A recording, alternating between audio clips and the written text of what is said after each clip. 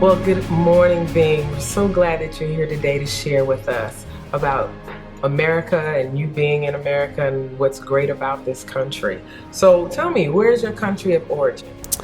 I was born in Jakarta, Indonesia, and I think I would be defined as 1.5 generations because I was born there, but I really didn't live a long time in Indonesia before we fled Indonesia in 1954. I have to laugh at that question. I'm originally from Pakistan. Okay. I was born there. Okay. And when you ask me about what generation, I have to say 1.5 because my parents came to the United States as first generation immigrants with my sister and myself as toddlers. And they raised us here for a few years. And then my sisters and I went back to Pakistan and then continued our childhood and our early adulthood coming back and forth between both countries. Okay. So that's why I call myself a 1.5. And we were blessed enough to receive the approval for us to come to the United States under the sponsorship of Fuller Avenue Christian Reformed Church here in Grand Rapids, and arrived in Grand Rapids on January 9, 1960. And we made the front page of the Grand Rapids Press, which was really interesting as well. Wow. Hi, Emily. Thank you for coming today and helping to share your story with us. I really appreciate it. I'd love to start out by just knowing your family's origin, where you came from and where you began. Perfect. Well, thank you for having me here. It's a great opportunity, I think, especially with so much of the different things that are going on in West Michigan and in Grand Rapids in particular. Well, my family originally is from Mexico. My parents are from this little town outside of Monterrey. If you travel a few hours, you'll get to this little town where when we used to visit my grandmother every year, all 15 of us, we'd go in a van. And at that time, you couldn't drive up to where my grandmother lived. You had to walk up because there was no car pathways, there was no driveways, there was no electricity. So we'd visit her every year until we all got too big to go into one van. And we'd go there to Arambere, Mexico. Both my parents are Polish descendants. Okay. My mom, I think she's like a second generation. Okay. But I'm first generation on my dad's side because my dad was born in Rzeszów, Poland in Wow. 1922. Okay. And he came here when he was 7, so 1929, just before the Depression. So tell me your country of origin Mexico. and where in Mexico? My mom is from Durango and Okay. my dad is from Zacatecas. Oh, you say that so beautifully. Oh my goodness. And what generation are you? Second generation. Oh, so you were born here? I'm from Eritrea. It's East Africa, right there by Ethiopia, Okay. right there on the Red Sea by Djibouti and South Sudan. Wow, by the Red Sea. Yeah. Wow. So what generation are you? I'm the second generation. Do you have any traditions that you brought over here to America that you do now and you will probably do forever? Oh, yeah. A lot of the Pakistani traditions stem from the religion. And so Eid, which is one of our big religious holiday, usually to celebrate, we do it the same every year, like I did growing up. The night before, we get henna on our hands. We wake up in the morning and do our prayers, and then spend the day with friends because we don't have family here. And we do that every time, every year, and probably will continue that. So did they bring any of the traditions of Poland over here when they came to America? Sure. I guess like all immigrants that came across, you know, they brought their language with them. Okay. I was never taught Polish because on Sundays when the uncles and aunts came over, the uncles all gathered in the kitchen and talked Polish to each other, so we couldn't understand what was going on. Oh my goodness. So they could say anything and we wouldn't have a clue. And of course, food. Okay. I love food. Okay. So tell me about some Polish food. Kielbasa, Oh, I love kielbasa. kapusta, Okay. you know, gołąbki, pierogi, Wow. all good stuff. My mom used to make that, you know, especially during the holidays.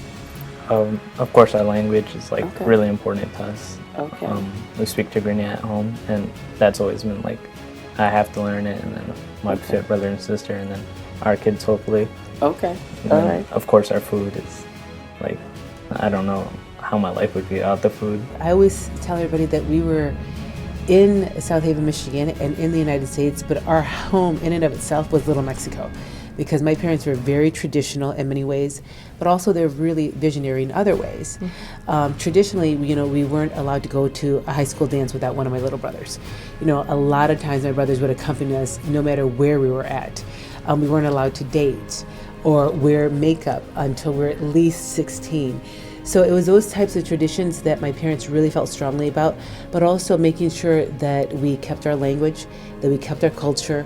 We did Las Posadas every December, which, we did through our church.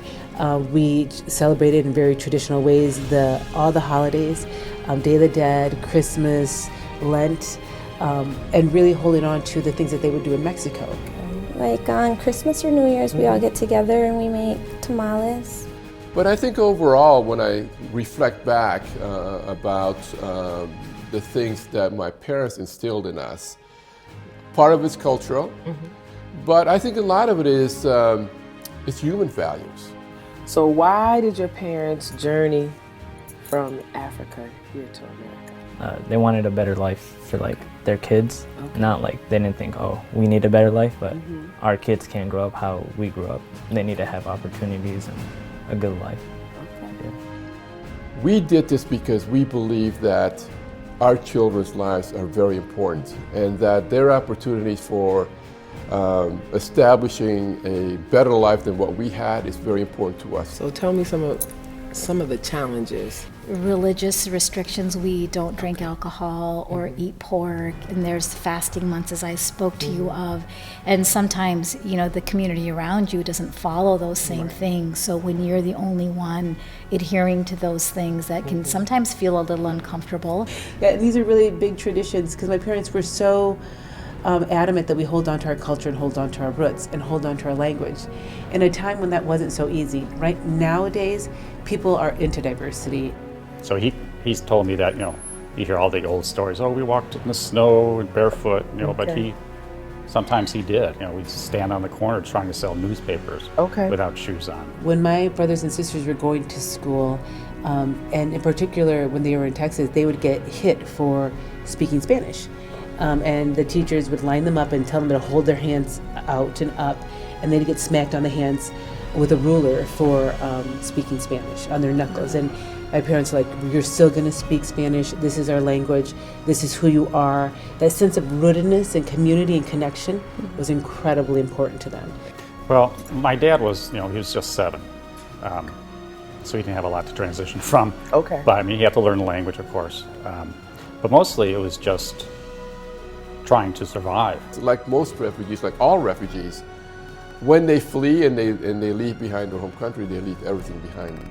Like in our case, the government said, yes, you may leave, but you know what? We will now own your home, we will own your bank account, we will own your vehicles, we will own everything you have, and here's the suitcase, take that with you. So what did they feel America could give you and your sisters that you couldn't get in Pakistan? The opportunities of education, even equality, security, those are all values that my parents really, instilled in us. So they came here so that you will have a better life. So what do you want to do? What do you want to do? I've always wanted to give back and help the people that are trying to come over here. Because I've always respected the people that helped my parents on their journey, because it wasn't an easy thing, especially to come to a new country and get used to it.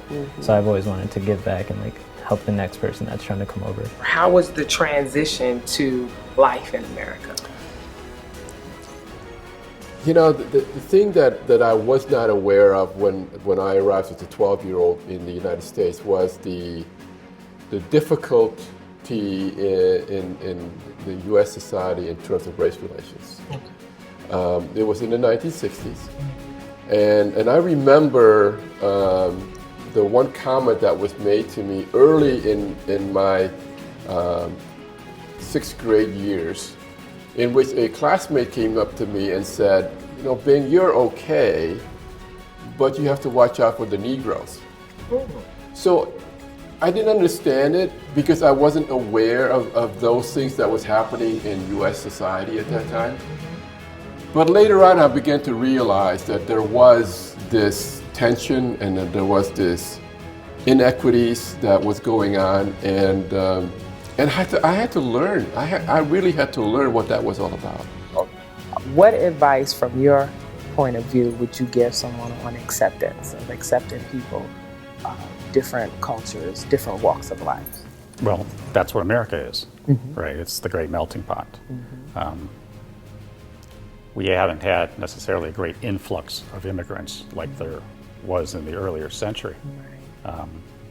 But that's what America's made up of, and people forget that. They think, well, this is our country. And it's like, well, it's not just your country, it's all of our country, you know, and it belongs to people who've come from other places. The goal would not be to accept. I think that the goal is to value. Okay. And that's an important, for me, that's important. To realize that immigrants come here with hopes and dreams to pursue a life of opportunity that they did not have available to them from the country that they are coming. But once they're here, they really have the same struggles, same hopes, same dreams, same concerns, fears. We share those. The one is that we have to keep trying. We're not going to get it right all the time. You know, there's some days that I'm an angry Latina woman, you know, and I just need to get that in check and say, you know, everybody comes from a good place a lot of the time. We all have a lot of goodness in us, but we have to be deliberate and keep our prejudice in check. We have to be open about honest conversations. We might speak a different language or sometimes wear different clothes or even cook different foods, but what we hope for ourselves and for our children really is the same. So I would say make space. Make space for those who may seem like they're different. Ask, share. America's like the melting pot, so everyone isn't from here really, unless you're Native American, so they're just like your ancestors were, just a little late, so. Just a little late. Yeah. And as a Christian, my foundation of how I deal with people is when the Bible tells me that we are all created in God's image. So there is no difference. We're all created in God's image. We're all sinful people.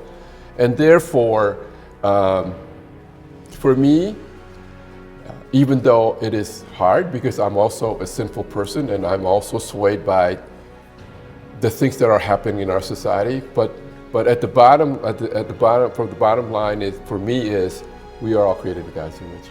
And therefore, if I view someone else as being lesser than me, I am dishonoring the God that I serve. So your parents traveled from Mexico and made their way throughout the United States. Do you think that they achieved the American dream? Absolutely. Well, I think the American dream is building on the work that our parents have done, you know, because they tried to better their lives and make a better life for their children. So I think that's my job too, is to build on what my parents have done and give my children, our children, my wife and my children, the same opportunities or better opportunities so that they can provide a better life for themselves and their children. And I'm sorry, I don't mean to get emotional. I'm surprised. But I will say, and I feel like not for them, because their dream was always for us. Right. It was never for them. They're always like, we want you to have a better life. We want you to not experience this stuff. We want you to have it as good as you can get it by working hard, by believing, by having faith. What is the American dream to you, Bing? Me, I'm living the American dream. Just having a good job, getting married and having kids. All right. And are you living the American dream? Yes. Being able to do what you want and like follow your dreams without anyone telling you can't do that. A kid from Indonesia to be able to walk in the office of the mayor of Grand Rapids, or to walk in the office of the governor of the state of Michigan, or to have lunch with the president of the United States can only happen in America. The American dream, to me, is being able to live your life based on your values and your principles, your passions, and from that life have prosperity and security. And doing that through hard work and building meaningful relationships with our community, and then living that life and then passing it on to the next generations. That's the American dream. We all have that responsibility to ensure that that American dream possibility and opportunity continues forward for future generations. Absolutely.